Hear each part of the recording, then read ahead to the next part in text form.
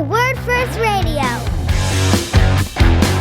Hey, what's up, you guys? Welcome to Word First Radio, the podcast brought to you by Word First Ministries. I'm your host, Jacob O'Neill, and as always, I'm joined by my friend Cameron. Hey. How you doing, man? I'm good. Yeah, I'm all right. It's been a while. We see each other every day. It hasn't been a while. We were here last night together. That's right. Yeah. And that's kind of like more or less what we're talking about today. So, as people could probably tell from the title, whatever that is, we'll find Something very provocative. We'll find out. Yeah. We'll find out soon. This is we're going to be talking about science and religion, and whether or not belief in God, the progress that science has made, whether science has made belief in God obsolete. Yeah, I love that question. I think it's a great question. But before we talk about that question, we need to talk about a question that we've gotten from like some people, I'm going to say gentle feedback. Okay. We'll see how it goes. Yeah. But basically, I can imagine, and not even imagine because people have done this, people asking us like, why are you talking about like that question? Yeah. Isn't that like a dead horse? Isn't that kind of like who is really saying these days that yes, like science has made religion obsolete? Everybody says that. Yeah, well, that is by far the dominant view of the people that we talk to in Norway. Right. And I think that's the point, right? Yeah. Is that like if we were, let's say like we published like, I don't know, in journals or whatever like that. Like I haven't met very many like professional philosophers or like even like scientists I know personally who have told me that, like who have said like, yes, my work as a scientist, or like as I've reasoned as a philosopher, science really has made belief in God obsolete. People who have really sat down and thought about it and like do this for a living. I don't really hear it from them, but on the internet, in the public sphere, in the people we talk to on the streets, the general attitude of this question is yes, like science does make belief in God obsolete. And I think I'm going to disagree with you slightly, but I think you might be underestimating the extent to which sort of the intelligentsia or whatever, the educated people believe that too. I think it's a fairly common view. We hear it from public intellectuals and scientists and philosophers also. Philosophers, maybe a little bit less, but the scientists have left the philosophers behind. They're like, whatever philosophers were doing, we have science now, so it's no good, so we don't care.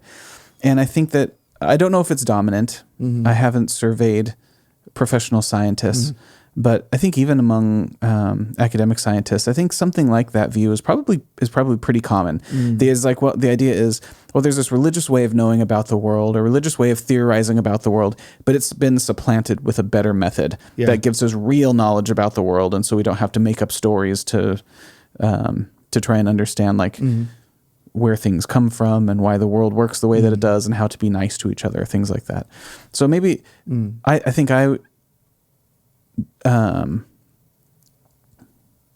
less misunderstood. I think that I think you think that's a more accurate view. You slightly disagree. That's fine. I think so. And of course we have to admit that we live in a certain intellectual.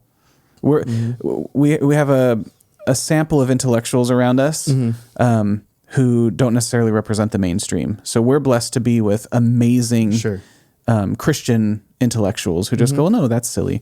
But the idea that, and some non-Christian intellectuals. Well, sure. But there might be a little bit of selection bias there, where you're like, none of the ones I know would say something like that, and I think that's probably true. None of the ones we know and who are wonderful, brilliant people. But I think, I don't know. I haven't done a survey, but I think maybe that view is more widespread than you estimate it to be. Okay, well that's totally fair. I think, nevertheless, at least the loudest voices in the room, at the very least, there definitely seems to be this kind of like anti-religion, anti-theist residue among the loudest voices in the room that are just like, no, we abandon religious ideas and we accept scientific ones. Right. Yeah. And I think that is because my whole point is that. Or our whole point that we would make together is that, no, it's not a dead horse. It's very common. We hear it all the time, and it's worth addressing. Well, yeah, and so I think that the idea with the podcast mainly is for us to talk to the people in the United States who have worked hard to work with us, to sort of keep them apprised of what it's like here. So we have Norwegians on the show and talk about what life is like here. And this is one of the things we talk about very often. So when we are engaged in conversation with people about big questions, especially religious and spiritual things, this comes up all the time. Right. And and Norwegians are very polite about it, which is nice, which is kind. They seem to be a lot less abrasive than my experience with Americans. But nevertheless, the idea is, it's like, well, that's nice that you have this way of getting around the world, but that's not for everybody. And the rest of us have kind of moved past it. Right? It's like telling them that you still do a rain dance. And I've used that example a million times, but it's like you tell people, well, no, that's how you get rain, is you do a rain dance. And like, well, we know where rain comes from now. So I love that you have that bit of your culture. And if that helps you to like stay connected to people and live a good life, then I'm for that for you. But I'm just not interested in picking a religion. In fact, I hear that very often, is like, I'm just not religious. I'm not interested in like doing religion, as though religion is this other category of maybe intellectual endeavor or something, where it's like, but we've moved past that. That's not the strategy we use for knowing about the world. We do this other thing called science, and science tells us all of this stuff that means we don't need religion anymore. Yeah. Okay. Well, so let's talk about that. Yeah. Like, why are they misguided to like take that approach? Because if I were to play advocate, Please do. I would say like, well, science is what we can verify and observe and test and repeat. And it seems to have gotten us pretty far already. Like it makes our lives relatively very comfortable. We can feed a lot more people. We don't die of certain diseases that we used to. We know more about the universe and how it works. It gets us to see more of the world and to travel. Like, the advances of science seems to have made society like pretty well off, all things considered, right? Not every society, but that's just because they haven't gotten enough science yet. Yeah, they're not sciencing hard enough yet. Yeah. So like, what am I missing, basically? Yeah, I just forgive me for being kind of flippant, but I'm like, that's a beautiful story, and I think that's true. That science is an amazing tool that's done that has revolutionized humanity. But there's nothing in your story that tells me about whether God exists, how to live a good life, if God is real, how is God worth following? How do I please this thing? What made me? Where did we come from? So there's just nothing in your story where I go, oh, you're right, we do need God less. Yeah, at all, right? You're just So I hear this sentiment all the time. It's like, we have religion now, or we have science now, so we don't need religion, right? And I go, what job do you think it was religion is doing, especially the Christian religion? It's like, well, how much of my Christianity do I have to erase since the scientific revolution? So let's be generous and say the scientific revolution started in the 16th century. So we've had 500 years of scientific thinking. What if my Christianity needs to be erased, or does it even touch or challenge or question? The truth is there's not much. I mean, there are some things that we need to rethink, which is fine. I believe that finding things out about the world is very helpful when it comes to interpreting scripture. Yeah. So there's some things that maybe people thought about, some theology or doctrine that people thought before, maybe the way they thought things work, that we can update and go, oh, this is what God was talking about. But there's just nothing in the scientific story that has made being a Christian more challenging. I just go, well, yeah. Like, why wouldn't we have both of those things? Imagine if I said to you, well, we have religion, so we don't need computers and technology and chemistry. It's like, why are you doing chemistry? We have the Bible. Right. So I go, wait, what? Okay, yeah, so you don't need that anymore. Yeah. Well, what about like, because they would say, and I mean, I literally am just playing advocate here because like, I think I would more or less say something very similar, if not the exact same of what you just said. But like, I think the response would be like, well, this one is proven, science has proven more useful. And like, what has religion ever done for me? And I kind of just cringe even asking that question about like, well, what has religion ever done? But I'll let you go ahead. Just imagine someone says that about literature, right? They come look at your pen and they go, what has your pen ever done? I have this shovel and it's a lot more useful. And I just go, can we have a pen and a shovel?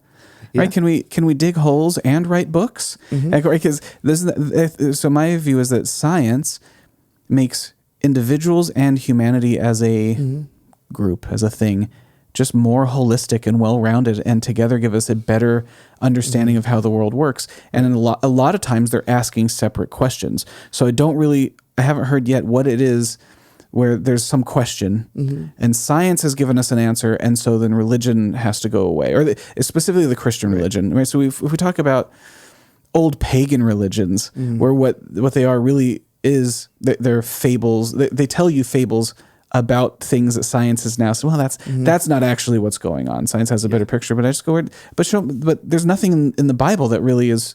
And I don't want to be too flippant about it and say there's nothing. Like our scientific understanding helps us to understand the scripture better, but there's nothing where it's like, well, the scriptures it says this happens and science says this, and now you have to pick one. It's right. It's nothing like that. It's nothing like that. And one of my professors, as an undergraduate and in graduate school, is a really smart and lettered guy. And he has a PhD in physics from Cornell. And I remember him telling us the story about, it wasn't until he was doing his postdoctoral research that someone's like, well, have you ever thought that maybe the stuff that you've learned about physics, like that it contradicts all of this Christian belief stuff that you have?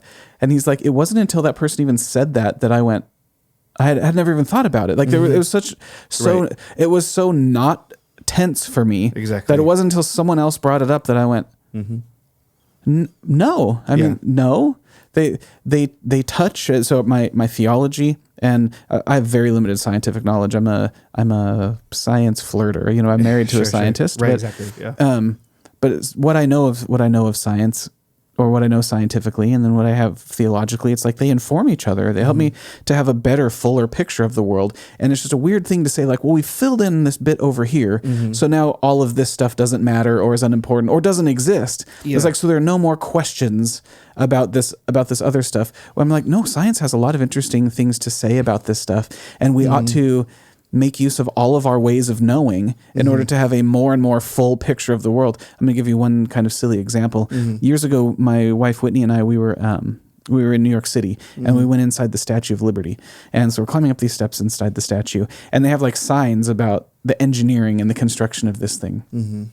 And I was struck with this thought as we were reading these signs, because it's a marvelous piece of engineering, and it's beautiful, and also what they've had to do to make it stand and then keep it standing and then keep it from tarnishing and building it and rebuilding it. It's really, really wonderful. Absolutely, it is. But I thought, just imagine that. Imagine you read all of these signs, and eventually you get a very thorough understanding of how it was built, what keeps it standing, what keeps it from tarnishing, and all of the rest. And then you went, so nobody designed it.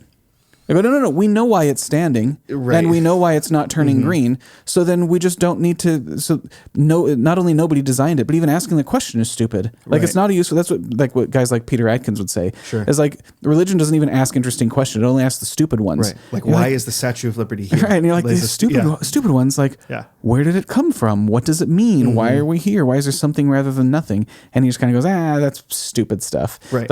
Science. The great thing about science is its limits show us exactly the limits of good questions worth asking. And I think that's nonsense. You probably won't be surprised to learn that when I was talking about the loudest voices in the room, having new atheist, anti-theist meant Peter Atkins was like literally the first person in my head. Because he literally said something like that, where he was like, well, religion asks the stupid questions. Like, why are we? I think it's really awesome. Talking about the Statue of Liberty that way is a really great metaphor to compare to like religious thinking, right? So you can ask the questions like, who designed the Statue of Liberty? Why is it here? Why is it here? Where did it come from? You can ask all those questions of it. And the how questions, right, are like the science questions, like how was it built? How is it still standing? How is it preserved? You can talk about, well, the laws of gravity and friction and some other physical laws. And so you can give a really excellent explanation of like, how it got there and how it's still standing, right? But like, okay, well, why is it here? Yeah. That's not a stupid question. It's not. And why questions, so one of the things I hear often is that why questions reduce to how questions. So why is it here is just to say, how is it here? And so if you tell a nice story about how it got built, then you've essentially answered the why question. And I just think, well, no, you haven't at all. We were talking with one of our friends about this last week, about why is there something rather than nothing. And we're talking about the current prevailing theory, whatever, is that all of matter, energy, space, and time was once packed into an infinitesimally small point that they call the singularity. And so then the question is, well, where did that come from? And he goes, well, no, who cares about that? We just, well, like, what happened to it after it was here? Right. It's like, we want to, I go, yeah, but where did it come from? Yeah. Like, that's interesting. And he's like, well, no, maybe it's always been here. We don't know. We don't know where it came from. I was like, is that really scientific thinking? To go, well, it's already here, so where it came from is not interesting. Now let's study it and then say, where did it come from is a stupid question. Which, and the reason that's interesting is because religious people are, I don't want to say constantly, but regularly sort of hectored for going, no, religion is what stops thinking. Scientists go, yeah, but why? Yeah, but why? Yeah, but why? And people who are scientifically minded, they want to know what the world is like. But religion just causes you to, Peter Ekin says that, right? Yeah, exactly. Religion causes you to be incurious and to be satisfied with, well, God did it and that's good enough. And so you don't make progress. Yeah. That's why we have the Dark Ages, which nobody has said. This Dark Ages where there was no scientific thinking because religion had all of the answers to all of the questions, and it's a thought stopper, and it's a progress stopper, and it's a rationality and reason quencher. And I'm like, first of all, that's not true. But second of all, there are times we get, so often when we talk to people who have a materialist worldview, we get to the fundamental questions. Like, okay, there's this singularity. What was before that? What caused it to expand? Whatever. And they go, well, that's just not interesting. Or where did all this life come from? How did you get life from non-life? And they're like, yeah, we'll get there. But we know how evolution worked. And so now it's just a small problem getting life from non-life. Or we know how we have evolution, so now we don't need that God stuff. And I go, no, it's C.S. Lewis makes this point. He's like, he talks about doing arithmetic while you're like balancing your checking account. And he's like, you have to have money in the account first. You can't say that the laws of arithmetic explain the money in your account. Exactly. Yeah. The laws of arithmetic can explain how you add and subtract money and get the number that you have now. But arithmetic doesn't put any money in your account. You have to get the money there first. Yeah. And so I think it's just, I don't want to say foolish, but I think it's short-sighted to say something like, well, we have this evolutionary picture and therefore the problem's solved. We don't need God anymore. And I'm like, even if the evolutionary picture is true, like there's the big huge question at the beginning. It's like, but where did it come from, and why is it this way? And to say that we understand steps, if there's steps 1 through 1,000,000, and it's like, but we understand steps 4 through 1,000,000, and we don't ask questions about 1, 2, and 3. It's a little ironic then to be accused as being the people whose worldview stops us from thinking. Yeah. Well, Alex O'Connor makes a really similar point. And Alex O'Connor, has gotten, anybody who watches this probably already knows, but Alex O'Connor is actually like pretty great now at like philosophy of religion and theology. And so, he makes this point. He's an atheist, of course, or at least agnostic, but leans towards atheism. And he had a YouTube short that he uploaded where he's talking about how, like, well, if we were to examine one of Shakespeare's sonnets, right? And I asked you, like, okay, where did this come from? And you just tell me, well, we know this about the laws of English grammar, and we know this about poetic structure. We know this about symbolism and, like, what makes a good poem and how it's relevant to, like, other things that it references and things like that. And he's like, yeah, but where did it come from? Like, that tells me a lot of great stuff about the poem. But it doesn't explain where it comes from. Right, and then I give you a further explanation about ink and paper and physics and okay, great. That like all of that is good information, but it leaves out important information, and it gives us a fuller picture to the complete answer. But it leaves out like specifically the thing that we're trying to explain. So when you say something like why questions. Can be reduced to how questions. I'm like, I don't like that move because I think it's not true. But also reducing whys to hows most of the time gets rid of exactly the thing you're trying to explain. It's like we get rid of that part of it. And because very often it's the thing that science can't touch. And I think that that's just a short-sighted view of the world to say that everything that is worth knowing. It's one thing to say everything knowable can be known by science. And that's just false because that thing that I just said can't be known by science. Right. But the thing that's like all truth comes to us through sciences, I think that's clearly false. But then there's a kind of a softer view. It's like, well, everything worth knowing. And if science doesn't touch it, then it's irrelevant. I think that's to like miss not all of it. That's to miss so much of the entire picture. That's to say, I've got 8 or 10 pixels figured out. Therefore, I'm not going to look at the rest of the map or whatever. So, but it's all there, and it's all rich, and it's wonderful. And then working together, because I don't think that science and religion are at odds necessarily or generally, but we have all of these ways of knowing and all of these ways of analyzing reality. Right. And what I want is I want to have the most accurate picture of actual reality possible. What comprises reality, and how do I know? And if I have more than one tool, then let's use all of our tools. But I think it's silly to say I have a hammer, therefore the rest of the tools are irrelevant or they don't do anything. And so sometimes, and religious people do this too, but sometimes you see scientists like hammering on a screw, and you're like, that's the wrong tool for that. And they go, well, it doesn't need to be unscrewed anyways. And I think that's an intellectual mistake. Yeah, sorry, I'm typing down something so I don't forget to talk about it later. But I want to go back to talk about something I didn't get a chance to comment on, and then I'm going to ask you a question. Okay. A question I think I already know the answer to, but I want to hear you. I want to hear you talk about it. Yeah. In case you're wrong, I can be the wrong one on our behalf. I mean, I was wrong earlier about the first thing I said. Yeah. So yeah. Anyways, something, a stone in my shoe, not because it like is a problem for my worldview, but because it really annoys me, is this idea that like, well, you religious people have this like exactly what you said, like this thought terminating, truth seeking, terminating process where you're like, well, my book just says it, and so like that's it. That gives me all the answers. So I'm not curious anymore. Yeah. Sorry for waving my hand out of the shot. Okay. So that is like so removed from like my experience, right? Like, as a believer in God, or like as someone, I would call myself religious, like for sure. It is not like I'm in grad school right now. Literally all the time we spend in class is sitting around talking about these ideas and debating them and talking about counter arguments. And I take devil's advocate sometimes, and sometimes my interlocutor takes devil's advocate, and we discuss ideas, important ideas, and we agree like on the important things. We agree on a list of important things, but it's not as if, and I think it's a problem that when people view Christianity or the Bible this way, it is not as if you open up your Bible and you get all of the answers to every question. Right. There are really important questions that the Bible doesn't answer. Right. Now, it gives you wisdom and can give you tools and ideas to think about, to come up with answers to those important questions. Yeah. So it's not as if the Bible leaves us in the dark about anything, or at least about important questions. But it's also not as if you open up and you're like, okay, well, what's the right view of eschatology, which is study of the end times, right? What's the right view of eschatology? The Bible gives you important information about that, but it doesn't have like a systematized outline of, yes, like partial preterism or premillennialism is the right view. Yeah. And it doesn't do that because that's not what God wanted us to to worry about. And it's not, and that's not just the case with doctrine and theology. Right.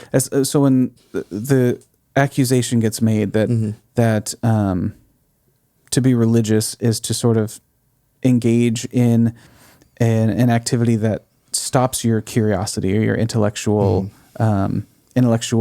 sincerity, or maybe sincerity isn't the word, but whatever it is, it's less than rational, and it stops you from getting to real information or real truth about the world.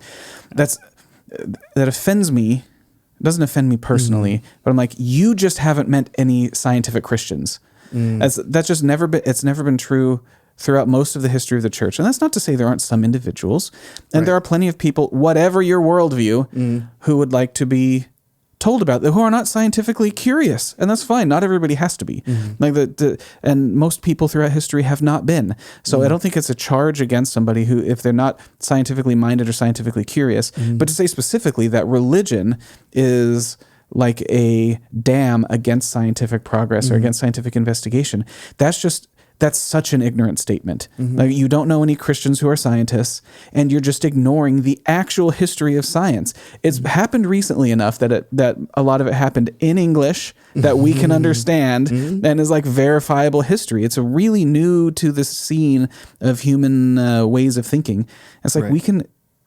The people the scientific luminaries throughout science's short but impressive history, so many of them are genuine, sincere religious believers who are theologically motivated and theologically educated and tell you why they're doing the science. Right.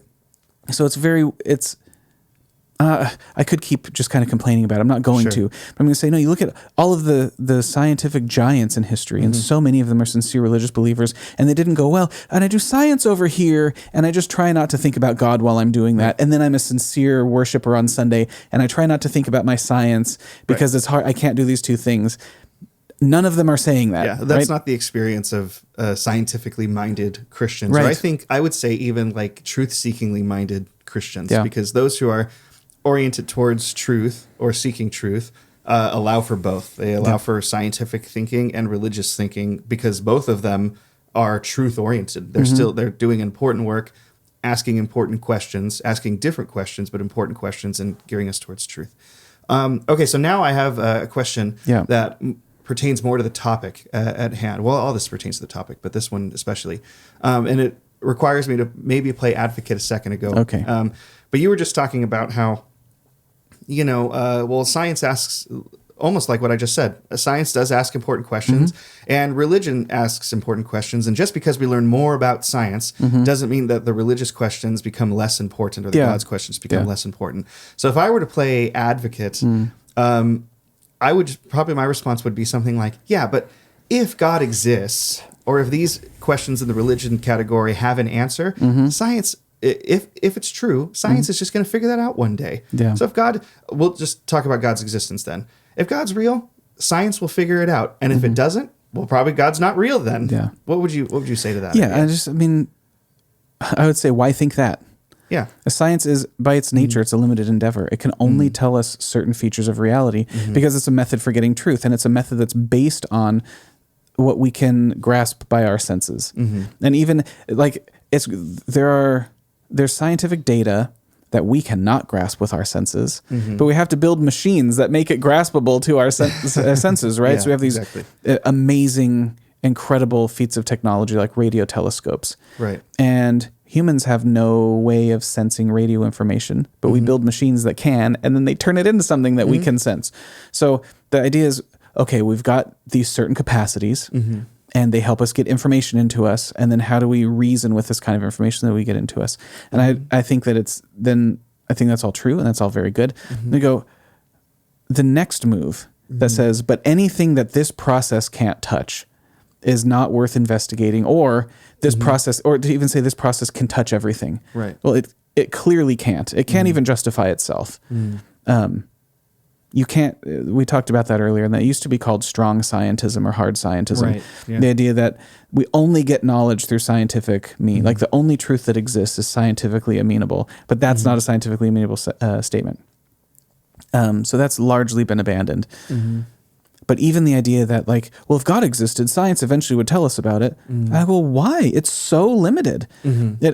Science only tells us things, and then whatever there is no the scientific method. I'm sorry, science teachers and people who've learned this. Right. The scientific method only exists on page 2 of science textbooks. That's it. There is no the scientific method. Right. Science is,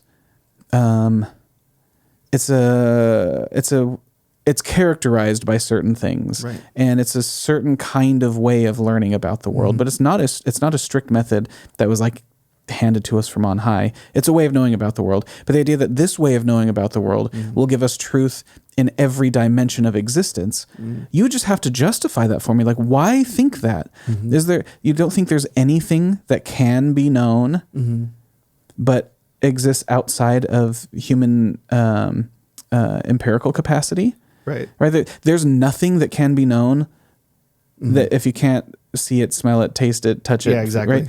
Right? Well, there's lots of what we know that is not. Well, I think because that's at bottom. I think what's going on is that it's a worldview problem. Yeah. Someone needs to expand their mind or thinking about like what could go in the truth box, as like I've said before. Well, and I think people already do.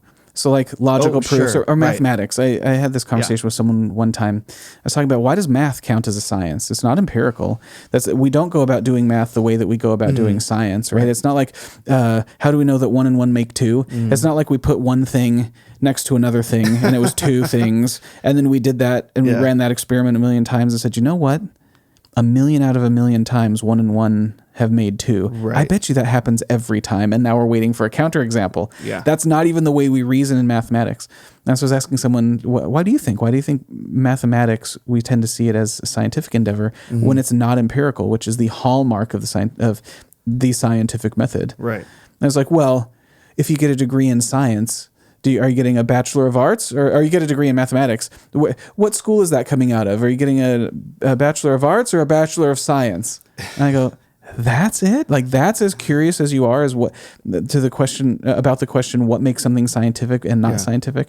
But anyways, the reason I even share that story is you said, I think people need to like rethink what goes inside the truth box. And I would go even further than that and say most people already do. There's so much that we know that's true about the world. And by the way, remember, science is a very recent human endeavor. And you have maybe back to Aristotle, you have some scientific way of thinking, but science as a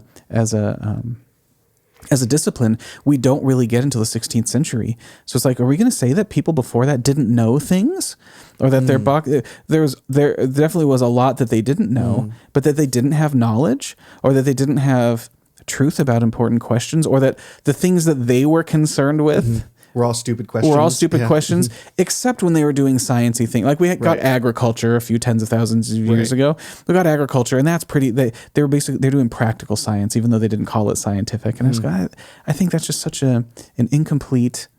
I think that's a woefully incomplete view of the world, of what's worth knowing, of what's worth investigating. And again, it strikes me as kind of ironic that the charge is, no, religion teaches you, how does Richard Dawkins put it? Something like religion teaches you to be satisfied with not knowing. Right. I think that's how he puts it. I'm like, that's just wrong. That's just false. And I'm the one going, no, there's so much more to know. And it's the people like Richard Dawkins making the claim who are like, yeah, but all that other stuff doesn't matter. And I'm like, no, you're the one satisfied with not knowing. Exactly. Right? Or when I asked our friend, okay, but where did the singularity come from? He goes, well, we don't know. I'm like, okay, you're satisfied with not knowing. I think that we should investigate that next thing, because if the money showed up in your account tomorrow, you wouldn't just say, well, the laws of addition explain where all this money came from. Or I'll just put it differently. If all of the money in your bank account was gone tomorrow, which is not that foreign an experience for most of us, if all of the money in your bank account was gone tomorrow, you wouldn't just go, well, it's just the laws. It's the laws of arithmetic. Right. It's the law of subtraction. And nothing further needs to be asked about it. Now you're asking religious questions, and to ask why is it gone, right? Or you're really just asking how is it gone, and how is it gone? Subtraction. Yeah, because the computer does the thing when it gets an input, and then the money subtracts and goes somewhere else. Like that's how it's gone. Right. But why is it gone? Yeah, I go, but why? Like, what happened? Have you been defrauded? And I think we live so much of our life there, but then when we have these kinds of discussions, we end up elevating the conversation to the abstract. Yeah. And we just we end up just ignoring our experience and our way of getting around the world. So to say that we need to expand our truth box and put more stuff in there that doesn't just include science. I'm like, no, maybe most of what's in there is not scientific. The things you believe, the things you take as true, the things that you understand to be objects of knowledge and rational. Yeah. It's not like, look inside that box. There's a lot of non-scientific stuff already in there. But when we talk about it, we talk about all those other non-scientific things as either maybe they're not really in the knowledge box or they're not important. And science has done all of this good, kind of like you said, science has done all of this good, and it's been so useful, and it's provided all of these amazing things for individual humans and humanity on the whole. Then it's like, well, everything else, then all the other things we could know about the world are just unimportant or irrelevant. I'm like, oh, no, that's... Yeah. I think that's a really I've said short-sighted too many times, but I think it's just a real short-sighted way of looking at the world. And beyond that, who was it? John Lennox shares this quote, and shame on me for not knowing who it's from. And I'm maybe going to get it pretty wrong, but it was if I remember, correct me in the comments if I get this wrong. I'm happy to be corrected, but the spirit of what I'm going to say is true. But I think it was a Nobel Prize winning scientist of some description who said it's easy to see the limits of science because science can't answer the simple questions of a child. Right. And there are questions like, what does it all mean? And how did I get here? And where am I going? And I think that humble approach to science, where it's like, listen, it gives us really good information about this subset. Like if there's a set of all human knowledge, there's this subset that science can touch and that it can illuminate, right? If you see all of everything humans could know as this big dark map, and then science is a super bright light in this very well-defined area, I think it's I think it's incurious. Mm-hmm. I think it's a thought stopper. I think it's a rationality, whatever, all of the claims that are made against religious people to say nothing exists outside that circle that science is shining so brightly upon. Like there's nothing outside the map. And I go, no, there really is, and it's important stuff. Well, even if there is, you can't prove it, and it's not important. Like, I think that's silly. Well, there is a strange dissonance, right? And it's a dissonance I think is really interesting, and one in conversations with people last night as of recording this episode, I'm constantly like poking at with people where like what they say about reality in the abstract when we sit down and have the conversation, and just like you said, we move up to the abstract, is inconsistent completely with how we live, in our day-to-day life. Like we don't live as if, where did we come from? Why am I here? What's the purpose of my life? Hint, hint. That's what we'll stay tuned next week. Like we don't live as if that is an unimportant question. Right. We live as if it's important. Right. And what you end up having to say, well, no, the period goes there, because we're going to talk about that in a different episode. Let me respond real quick. Yeah. So when we talk about that, what's the meaning of life to people who have a naturalist mindset? Lots of people in Norway I've had this question with. We talk about what's the meaning and the purpose of life. And the answer almost universally is something like, well, you make your own. You do. And they give you something that would be really meaningful. It's like, no, you work hard to care for other people or find a cure for cancer or whatever. These things that are really meaningful and good. Nobody says, oh, who cares? That doesn't matter. Like that's not even a question worth asking. You can't prove what's the meaning of life. That's outside the science circle. Right. What they try and do is put it inside the science circle and give an answer where natural selection can answer the question, or some observation about the world can answer the question. But nobody says it's unimportant. Yeah. They tend to employ the strategy. Yeah. Nobody says I don't care. The strategy they tend to employ is, well, how is what science tells us about the world, how does it answer that question? So maybe there's no objective meaning in all of this, and maybe we are just particles in motion, but we can make our own meaning. I was like, well, no, hang on a second. If it's not important, or if it exists outside the scientific lens, outside of what science can see and say something about, then we should just be honest that it doesn't matter. But nobody lives like it doesn't matter, because they're still cleaning up beaches and complaining about politics and asking where their tax money is going and and protesting in front of the Parliament building, right? Nobody lives like it doesn't matter. Right. We live like it does. And I think it's telling that when we press people or when we think about it, like, why does it matter? We can say, well, maybe there's no universal objective meaning or something, but I'm going to live my life this way because that's what's important to me. Well, we will talk about that and the defects of that another time. Because I think that's a really interesting conversation that hopefully we can get. Hopefully it's an interesting 30-minute conversation, at least between the two of us. Let me take 10 more seconds to say this. The name of the episode is blah, blah, blah. But we're answering the question, does science make belief in God obsolete? And I think the answer to that is no, not at all. Right. And if you think that it does, then I think that we're misunderstanding belief in God and science. And I'll leave us with one more metaphor. There's another one that John Lennox uses. And he talks about if you go into his home and there's a kettle boiling on the stove. He's Irish. So if there's a kettle boiling, it's because someone wants tea. There's a kettle boiling on the stove. And if you give a scientific explanation, why is this kettle boiling? And the scientist gives you a how explanation. Right. They can give you a very beautiful, amazing story about thermodynamics and energy transfer and how water boils at what temperature and state changes and how much energy is lost. Like, there's a really beautiful picture that can tell you the direction that heat energy goes and blah blah blah, and they give this whole picture, but they've left out, like, that leaves out this one thing, which is so why is the kettle boiling? You tell the scientific story, which is great, but it leaves out, well, because John wanted some tea. And that is not unimportant. And that's not what, okay, yeah, sure, John wanted some tea, but what does that matter? It's like, it says so much about the actual existence of a boiling kettle. And I think that it's a category mistake to say we know how it boils, therefore why it boils is unimportant. And that's I use that as an example or a metaphor for my overall view about sort of science and belief in God and in the macro, in the big picture. It's like I'm still asking why is the kettle boiling? And my answer includes includes, well, because John wanted tea.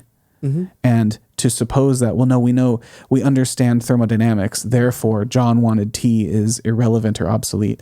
I just think that's not true. I think that having those two things together to explain the entire phenomenon is such a better, richer, more accurate and truthful picture of the world than either one of us ignoring the other. If I said I don't care about the scientific explanation, I just wanted to know the intentions of John, I think I'd be missing out on all the beautiful story that the scientists could tell. And that's not to say that science and religion are necessarily asking different questions about different things, or that they don't touch or they don't overlap. But like I said before, I think we ought to incorporate all of our ways of knowing, all of our ways of reasoning, all of our ways of discovering what's true about the world. Like, let's use all of the tools that we have so that we can see as much of the pictures, but like have as much of the map of the universe illuminated and available to us, and then that helps us to understand how to live, what we're doing here, etc. Yeah, great. I think we should just leave it off there. Okay. I appreciate all your thoughts on that. Stay tuned, because there's more to the conversation as you could tell from the maybe last 5 minutes. There's definitely more we can talk about. Yeah, great. Let's do it. Have to say about this. So you listening, thank you for tuning in this time, and we'll see you again next week. God bless. Thank you for listening to Word First Radio. Be sure to like, subscribe, and check us out online at wordfirst.us. Yeah!